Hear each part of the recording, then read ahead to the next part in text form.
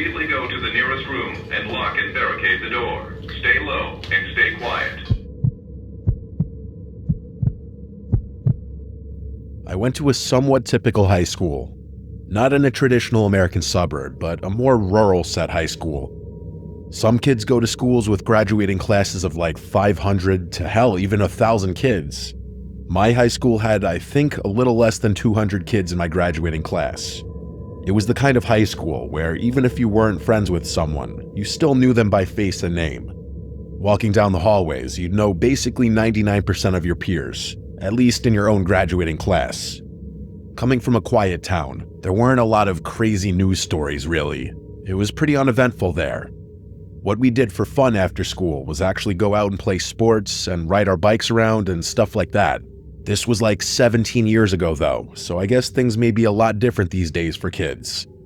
Another thing I always felt that was unique about our school was that there didn't really seem to be any bullying for the most part. Like, at least not the typical cliche movie-style bullying, where kids are getting pushed into lockers or having their lunch money stolen. When I think back now, I can't really name a single kid from my graduating class who could be labeled as a bully. Sure, there were kids who just tease others, but nothing too serious. Of course, there were quiet kids in our grade, like every school has, but there was one kid in my grade who literally never spoke at all. I'm gonna just name him Luke for this story. He wasn't even a weird-looking kid or anything. He seemed pretty nice to people who went out of their way to interact with him. I shared one class with him, though. It was an elective that had kids from all 4 grades in it. Luke and I were juniors when this happened. This elective was a computer class, and back when this happened, the computer rooms in our high school were still rocking those big, bulky box computers. I remember the layout of this classroom. There was the aisle in the middle separating 2 columns of tables, and the 2 columns had 4 rows each. Each row had 4 seats, and each student had their own computer.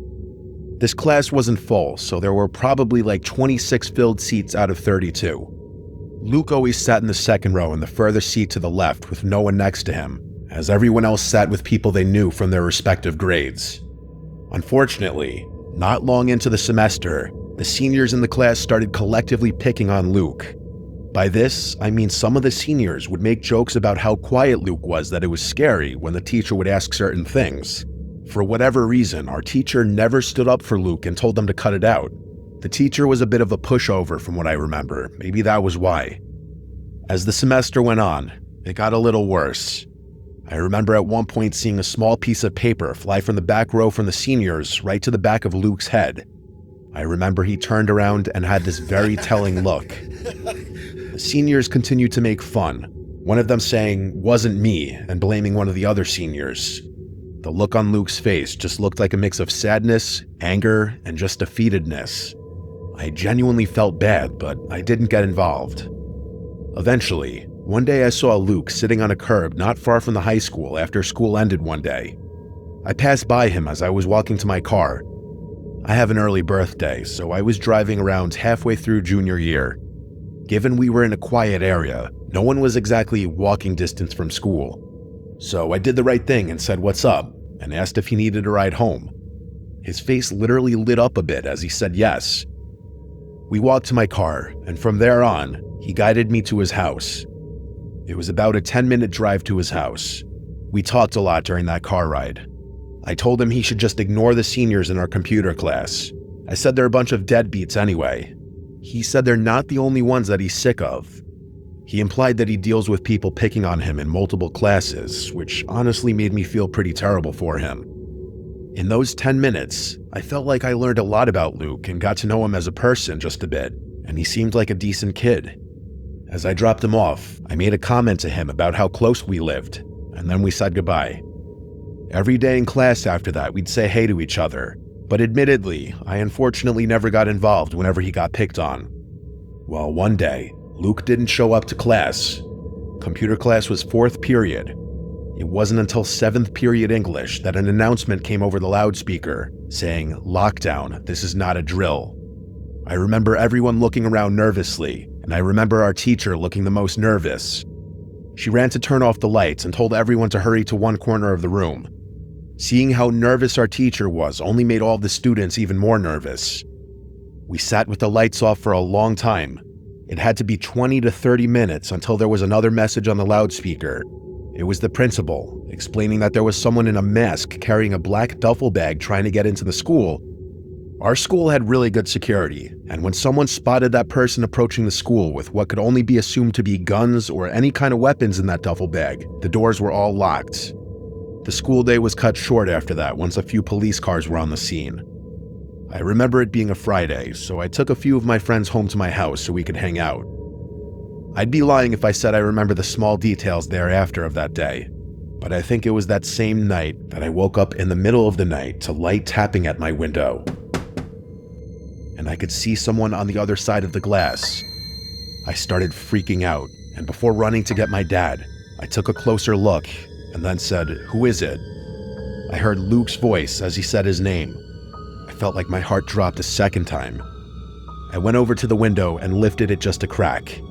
I said, "What are you doing? How did you find me?" And he said through the window, "I tried to do something bad." And it instantly clicked. I mean it. It instantly clicked in my head that it was him. Before he could even tell me, I said, "Was it you who caused the lockdown?" And he said yes. I was scared to ask him what he was planning on doing. Instead, I asked him how he found me. He admitted to remembering the deli that I said I lived by, and he eventually found my car after biking around the area. That explanation didn't make it any less disturbing. Luke asked me if he could come in and talk about what he planned on doing, and I said no, I cannot let him in, nor can I hear what he planned on doing. I actually recommended he go to the school and confess to whatever he was going to do, and when he refused to walk away from my window, I said "Dad" really loudly, which worked in scaring him off. I went to my parents' room and woke them up to tell them. My mom was the one who insisted on calling the police. She was distraught. When a police officer eventually came, I had no choice but to tell the truth. I gave Luke's identity, and I explained that he had just come to my window admitting to potentially almost doing something horrible at the school. Obviously, the police were already aware of the lockdown, so I believe police were sent to his house that night, but after speaking with Luke's parents, they realized Luke wasn't there.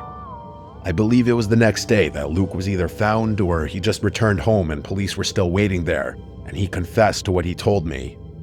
As far as our graduating class knew, Luke was charged with something like making a terroristic threat. I know he did time, and I know he's been out a long time. To be honest, I don't really know if he's still around. Part of me always wanted to feel bad for Luke, witnessing how loneliness and getting picked on can probably eat away at someone. He followed me and came to me simply because I showed him an act of kindness, something I unfortunately believe nobody else showed him. Still, the fact that he admitted to bringing a gun to school with a mask on, even if he didn't admit to intending on carrying out the implied threat, I can't fully believe he simply came to the school with a gun just to scare people. I think he for a split second had a horrible plan and got cold feet and regretted it. I just hope Luke eventually got the help he needed.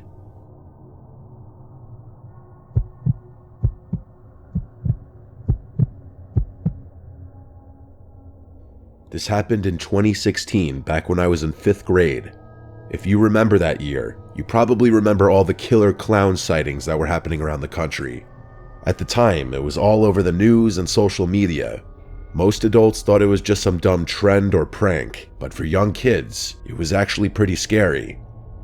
It was a normal day at school. I went to an elementary school in a quiet suburban area where I still live. Nothing weird ever really happens here.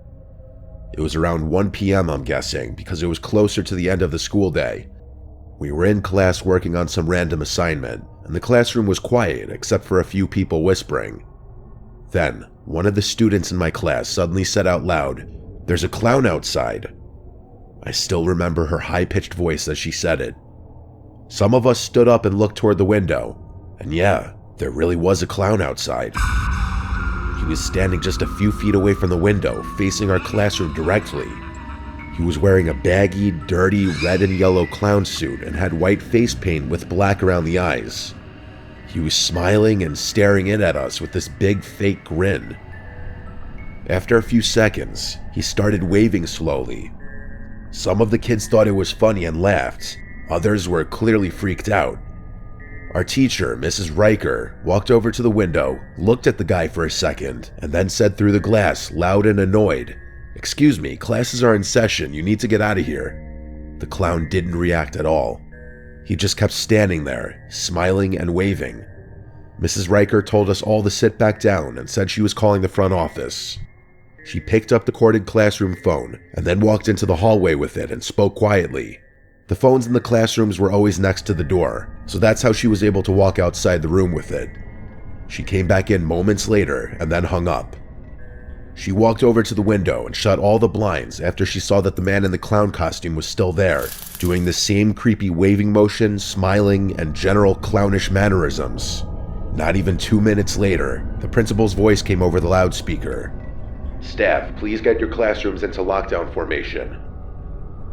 There was a sense of urgency in the voice that, looking back, was probably to alert the teachers that it wasn't a drill without causing all the kids to go into a panic.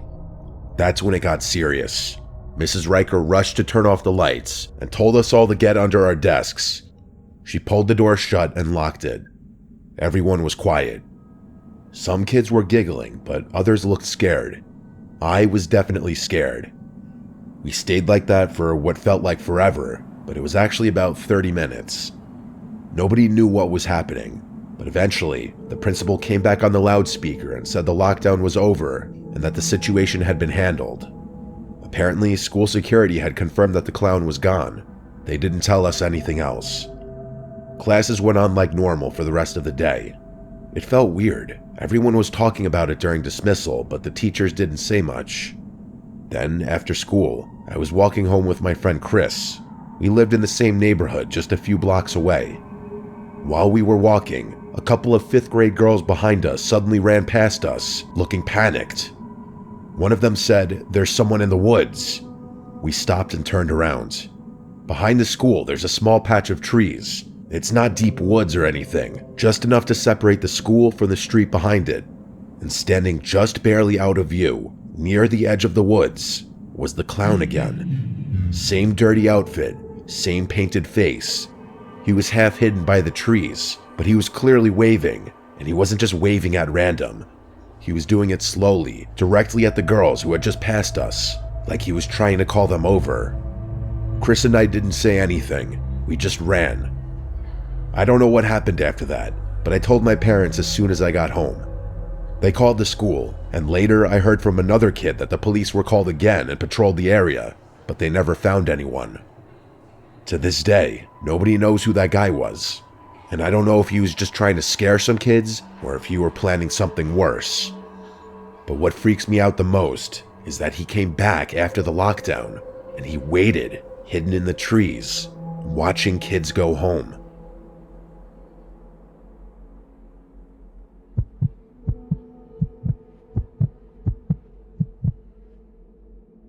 So this happened not long ago. I live on the outskirts of Philadelphia, where it's me, my son, and my stepdaughter. I say stepdaughter as I've taken my best friend's daughter in legally. Around 2016, my best friend Joanne was murdered by her husband. He ended up making national headlines and was convicted of 5 more murder cases. He's facing 3 consecutive life sentences with no parole. Now I'm a middle school teacher at my son's school. He's the year below what I teach. My stepdaughter is the grade above what I teach, so their classrooms are not far off from mine. This incident took place on March 30th, 2020, when the lockdowns were slowly taking place. Where I taught, the school was rather distant from anywhere. The next school was about 10 miles, the gas station was about 2 miles, and the nearest park was about 600 meters from where we were. So we were one of the last schools to go into lockdown. Around midday of March, it was a normal heated Monday. I was teaching math at that time for the 6th graders. All of a sudden, I get a notification on my phone that someone was here to pick up my stepdaughter. The system that works is the main emergency number gets a notification if someone is picking up your child. The thing is, my stepdaughter was 3 classes down from me. She had no appointments, no close family that lived in a good radius from us. I replied that I'm here at school and no one in a 10-mile radius is picking her up. This was sending alarm bells off left and right. They said that the person picking her up was her biological dad. The school doesn't have that type of information on file. A few minutes go by on the phone and it's dead silent. The lady tells me she's going to call the principal and see what he wants to do from there. A gut feeling didn't sit right with me. I called my stepdaughter's classroom and asked for her to be sent to my room. Just as I hung up, I was back to teaching when my stepdaughter came into the classroom. Not even 10 minutes later, the lockdown siren went off. I had kids push desks to the door and barricade the windows, and everyone sat in the corner. I had a pretty good feeling on who this lockdown was about. We were in a lockdown for about 46 minutes at this point. My main concern was, how did he end up getting out? About 2 hours later, the lockdown was lifted and I was escorted out by the police. I was further questioned on how I knew this man due to the CPS records. I said I took my best friend's daughter in and explained the whole story.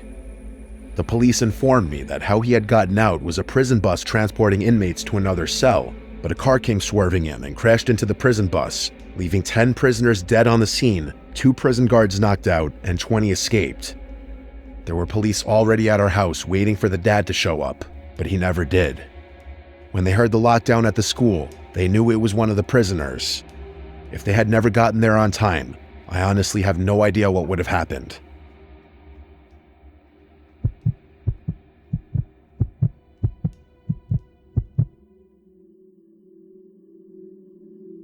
This happened during my freshman year of high school.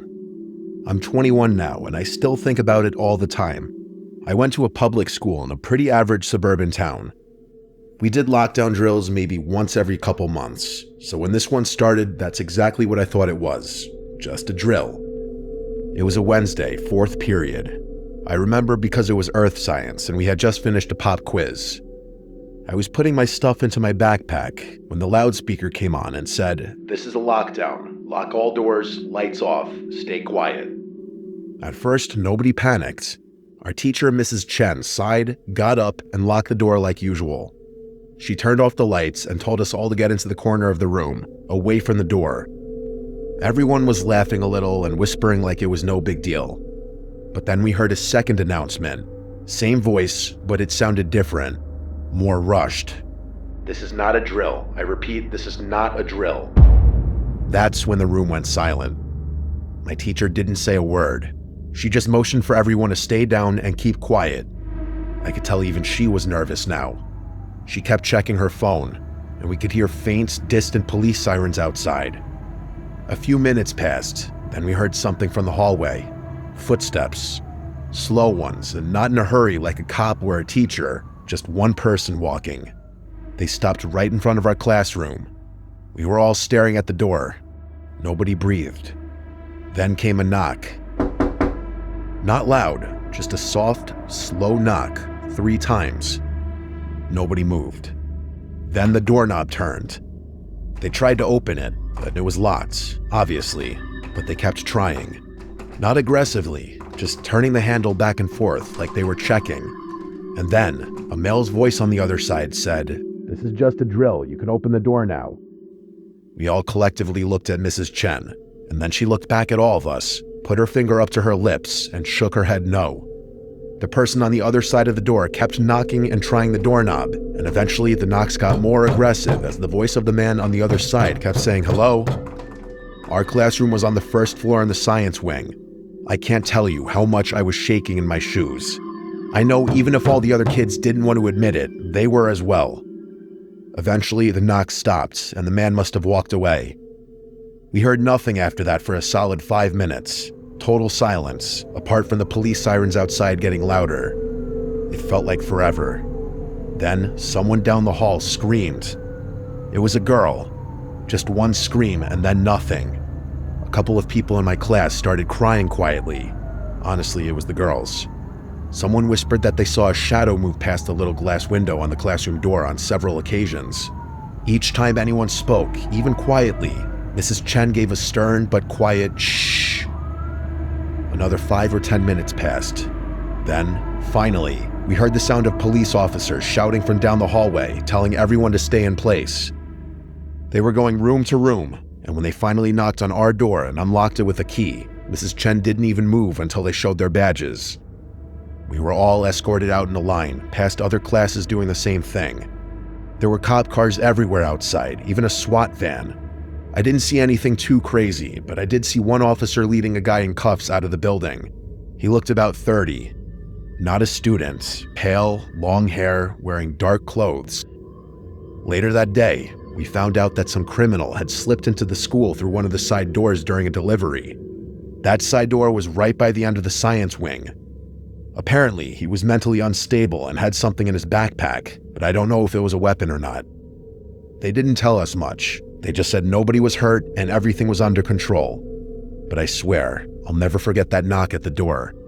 The way he turned the handle, the scream down the hall. It didn't feel like everything was under control at all.